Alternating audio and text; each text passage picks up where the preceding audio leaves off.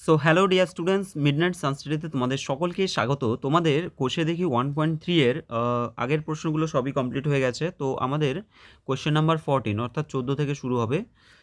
এখানে আজকে যা যা প্রশ্ন রয়েছে 14 এবং 15 দাগের সবগুলো কমপ্লিট করিয়ে দেবো, তাহলে আমাদের কিন্তু এই চ্যাপ্টারটা পুরোপুরি কমপ্লিট হয়ে যাবে। দেখো, প্রথম প্রশ্ন বলা হচ্ছে যে √5 বিস্তার কী হবে? দশমিক বিস্তার। √5 দশমিক বিস্তার কী হবে? একটি সসীম দশমিক, একটি সসীম এবং আবৃত দশমিক, একটি অসীম এবং অনাবৃত দশমিক। তোমাদের আমি বলেছি যে √5 কি? √5 হচ্ছে একটা অমূলদ সংখ্যা। অমূলদ সংখ্যাগুলোর যদি আমরা দশমিকে বিস্তার করি, সেগুলো সবসময় এক হতো অসীম আর দ্বিতীয়ত অনাবৃত্ত দশমিক সংখ্যা হবে। ঠিক আছে? অসীম এবং কি হবে? অনাবৃত্ত দশমিক সংখ্যা কিন্তু হবে। অপশান সি হবে সঠিক অ্যান্সার। কোয়েশ্চেন নাম্বার 2 বলছে যে দুটি অম্লদ সংখ্যার গুণফল কী হবে? দেখো, দুটো অম্লদ সংখ্যার গুণফল কী হতে পারে? ধরো আমি বলছি √5 ইন্টু √5, তাহলে কত হচ্ছে? 5। √5 ইন্টু √5, দুটো অম্লদ সংখ্যা, গুণফল কিন্তু 5 হয়ে যাচ্ছে, তাহলে একটা মূলদ হয়ে যাচ্ছে। আবার আমরা যদি √5 সাথে √3 গুণ করি, তাহলে √15। আবার দুটো অম্লদ সংখ্যার গুণফল কিন্তু অমূলদ সংখ্যা হয়ে যাচ্ছে, তাহলে মূলদও হতে পারে আবার অমূলদও হতে পারে। অপশান ডি হবে সঠিক অ্যান্সার। ঠিক আছে? কোয়েশ্চেন নাম্বার 3, পাই এবং 22/7 কী হবে? দেখো, তোমাদের আমি বলেছি, একদম প্রথমেই বলেছিলাম যে পাই কিন্তু আমাদের অমূলদ সংখ্যা ধরবো আমরা। ঠিক আছে? অমূলদ সংখ্যা। কিন্তু আমরা আবার জানি যে পাই মানেই কিন্তু 22/7, তাই না? কিন্তু এটা কিন্তু অ্যাকচুয়াল মানে একেবারে এক্স্যাক্ট মান নয়। ঠিক আছে? এক্স্যাক্ট মান নয়। আর 22/7 যেহেতু p/q আকারে প্রকাশ করা যায়, তাহলে এটা হচ্ছে মূলদ সংখ্যা, কিন্তু পাইটা হয়ে যাবে তোমাদের অমূলদ সংখ্যা। তাহলে অপশান ডি হবে সঠিক অ্যান্সার। ঠিক আছে? পাই হবে একটা অমূলদ সংখ্যা, 22/7 হবে একটি মূলদ সংখ্যা। কোয়েশ্চেন নাম্বার 4 বলছে দুটি মূলদ সংখ্যার মধ্যে, ধরো দুটো মূলদ সংখ্যা আছে, সেই দুটো মূলদ সংখ্যার মধ্যে কি হবে? বলছে কোনো মূলদ সংখ্যা নেই, ভুল। একটি মাত্র মূলদ সংখ্যা আছে, ভুল। অসংখ্য মূলদ সংখ্যা আছে, একদমই তাই। দুটো মূলদ সংখ্যার মাঝে কিন্তু অসংখ্য মূলদ সংখ্যা থাকে। ঠিক আছে? আর এখানে বলছে কোনো অমূলদ সংখ্যা নেই, অমূলদ সংখ্যাও অসংখ্য থাকে। অসংখ্য অমূলদ সংখ্যাও হবে, আবার অসংখ্য মূলদ সংখ্যাও থাকে, এটাও ভুল। পরের প্রশ্ন, কোয়েশ্চেন নাম্বার 5 কি বলছে? দুটি অমূলদ সংখ্যার মধ্যে, দুটো ধরো অমূলদ সংখ্যার মধ্যে, আচ্ছা, কোনো মূলদ সংখ্যা নেই, ভুল। একটি মাত্র অমূলদ সংখ্যা আছে, ভুল। অসংখ্য অমূলদ সংখ্যা আছে, ঠিক। কোনো অমূলদ সংখ্যা নেই, ভুল। তাহলে অপশান সি হবে সঠিক অ্যান্সার। ঠিক আছে? কোয়েশ্চেন নাম্বার 6, শূন্য কি? তোমাদের আমি বলেছি, আচ্ছা, অখণ্ড সংখ্যা কিন্তু পূর্ণ সংখ্যা নয়, ভুল, কারণ শূন্য একটা পূর্ণ সংখ্যা হবে। দুইটা বলছে কি পূর্ণ সংখ্যা কিন্তু মূলদ সংখ্যা নয়, শূন্য অবশ্যই মূলদ সংখ্যা, কারণ 0/2 আমরা লিখতে পারি। মূলদ সংখ্যা কিন্তু বাস্তব সংখ্যা নয়, অবশ্যই শূন্য বাস্তব সংখ্যা, এটাও ভুল। অপশান ডি দেখো কি আছে? অখণ্ড সংখ্যা, ইয়েস। পূর্ণ সংখ্যা, মূলদ সংখ্যা, বাস্তব সংখ্যা, কিন্তু অমূলদ সংখ্যা নয়, একদমই তাই। শূন্য কিন্তু অমূলদ সংখ্যা নয়, শূন্য একটা মূলদ সংখ্যা, এবং মূলদ সংখ্যা মানেই সেটা হচ্ছে তোমার অখণ্ড, পূর্ণবর্গ, এগুলো সবই হবে। চলো পরের প্রশ্ন, 15/1। 15/1 কি বলছে? 15/1 বলছে যে একটি উদাহরণ দাও যেখানে দুটি অমূলদ সংখ্যার যোগফল একটি মূলদ সংখ্যা। দুটো অমূলদ সংখ্যার যোগফল একটি বলছে মূলদ সংখ্যা। আমরা কীভাবে করব? ধরি দুটি অমূলদ সংখ্যা কি ধরব? যাদের যোগফল আমাদের মূলদ সংখ্যা আসে। আমরা একটা ধরে নেব, ধরো √7, ও আরেকটা ধরে দেবো -√7। ঠিক আছে? দুটোই আমাদের অমূলদ সংখ্যা, তাহলে আমরা দুটো অমূলদ সংখ্যা ধরে নিলাম, একটা √7 আর একটা হচ্ছে -√7।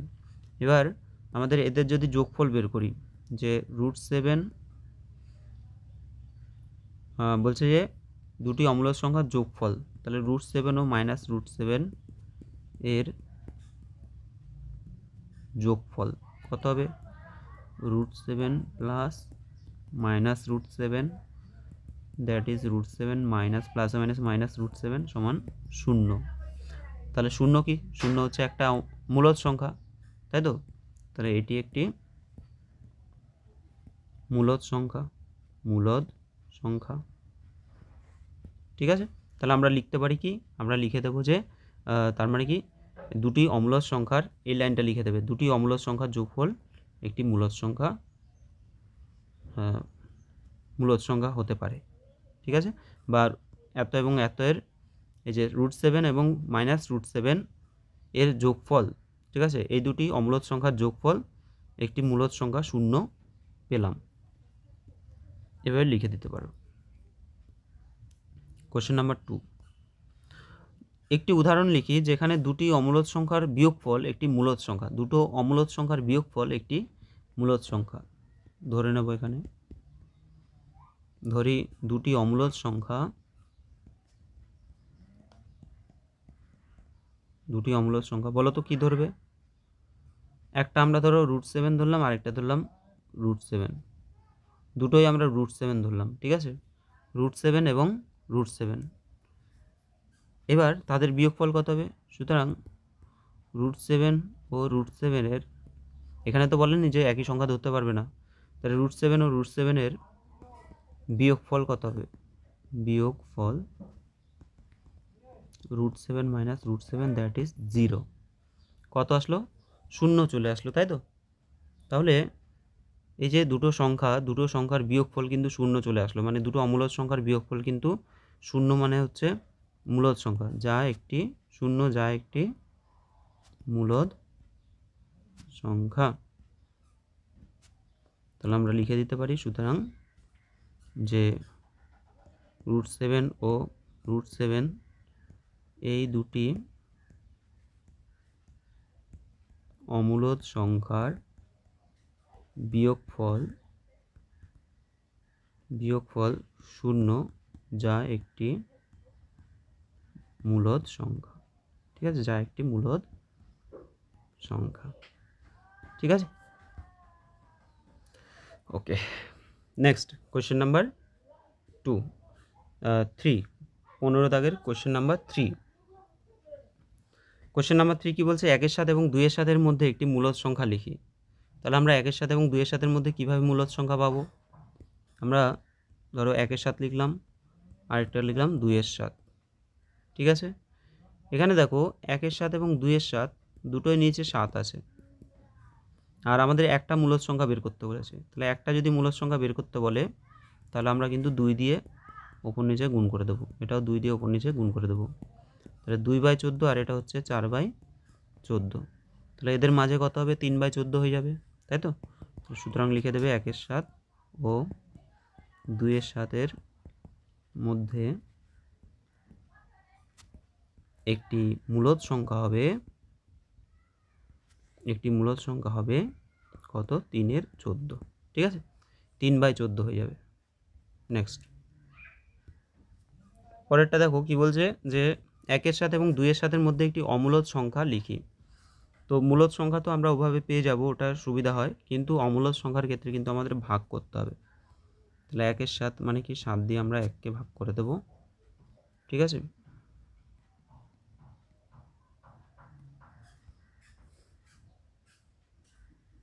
যা কি হয়ে গেল, তাহলে 7 দিয়ে আমরা যদি 1কে ভাগ করি কত হবে? 0 দশমিক দিয়ে একটা 0 নেব আমরা।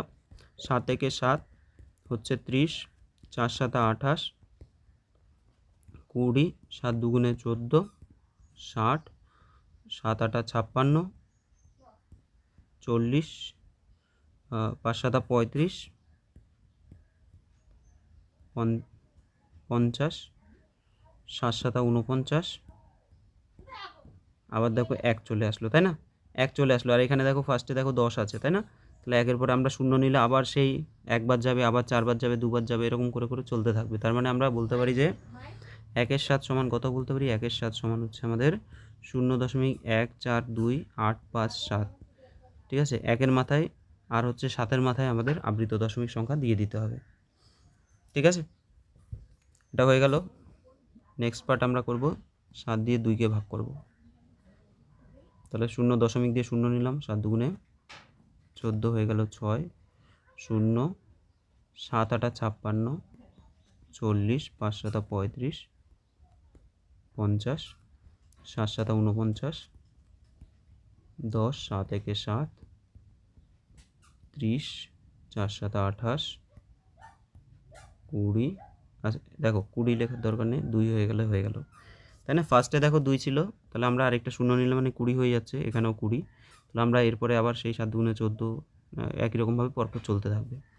তার মানে কি? তার মানে হচ্ছে তোমার 2/7 সমান আমরা লিখতে পারি 0.285714। তাহলে 2 এবং 4-এর মাঝ, 4-এর মধ্যে আমাদের কি করতে হবে? 2 আর 4-এর মাথায় কিন্তু আমাদেরকে একটা করে আবৃত দশমিক সংখ্যা দিয়ে দিতে হবে। ঠিক আছে? এবার দেখো এখানে আছে কত? 0.1428 এরকম আছে, 14 থেকে বেশি আর কি। আর এখানে দেখো 28 থেকে বেশি, ঠিক আছে? মানে 0.28 থেকে বেশি আছে। তাহলে 14 আর 28-এর মাঝে এরকম আমরা অজস্র অমূলদ সংখ্যা পেয়ে যাব। তো এখানে বলছে যে একটি অমূলদ সংখ্যা কী হবে? তাহলে সুতরাং একটু ঘুরিয়ে লিখছি। সুতরাং 1-এর 7 ও 2-এর 7-এর মধ্যে একটি অমূলদ সংখ্যা হবে। ঠিক আছে? অমূলদ সংখ্যা হবে সমান 14 আর 28-এর মধ্যে তুমি যে কোনো একটা কিছু নিয়ে নাও। ধরো আমি নিচ্ছি যে 19 নিচ্ছি, 0.19, ঠিক আছে? 19119, ধরো 0.192 নিচ্ছি, তাহলে 1922, 19222 এরকম করে করে ডট ডট করে চলতে থাকবে। তোমার নিজের মতো তুমি অমূলদ সংখ্যা যা খুশি নিতে পারো। আশা করি বুঝতে পেরেছো। চলো পরের প্রশ্ন। তো আজকের আমাদের লাস্ট কোশ্চেন এটা থাকছে, কত আছে এটা? 0.10123, 3-এর মাথায় শুধুমাত্র আবৃত দশমিক। বলছে যে এই যে আবৃত দশমিক সংখ্যাকে সামান্য ভগ্নাংশে লিখতে বলছে। ঠিক আছে? সামান্য ভগ্নাংশে লিখতে বলছে। ঠিকভাবে লিখি, 0123, 3-এর মাথায় আবৃত দশমিক সংখ্যা। ঠিক আছে?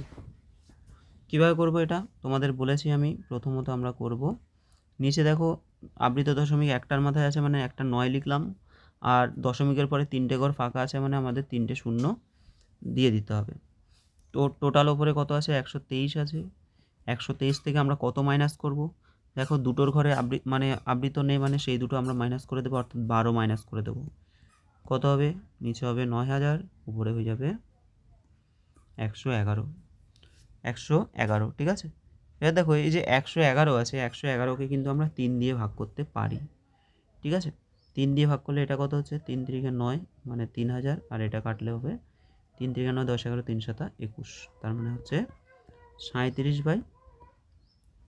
ঠিক আছে? 37/3000, তাহলে 37/3000 এটা হয়ে যাবে তোমাদের সঠিক অ্যান্সার। ওকে? তো তোমাদের তাহলে আজকে আমরা 14 এবং 15 নম্বর যা প্রশ্ন ছিল সেগুলো কমপ্লিট করিয়ে দিলাম। এই চ্যাপ্টারটা পুরোপুরি কমপ্লিট হয়ে গেছে। আশা করি তোমাদের জাস্ট এই যে মানে ওয়ান পয়েন্টের যা যা অঙ্ক আছে সেগুলো সব কমপ্লিট হয়ে গেছে। তো এরপরে আমরা নতুন চ্যাপ্টার আবার শুরু করব। তো তোমাদের ভিডিওগুলো যদি ভালো লাগে অবশ্যই তোমরা একটু লাইক করে দিও। তোমাদের জন্য আমি পরপর ক্লাসগুলো আনছি তোমাদের সুবিধার জন্য। ঠিক আছে? চলো দেখা হচ্ছে তোমাদের সাথে তাহলে পরের ভিডিওতে।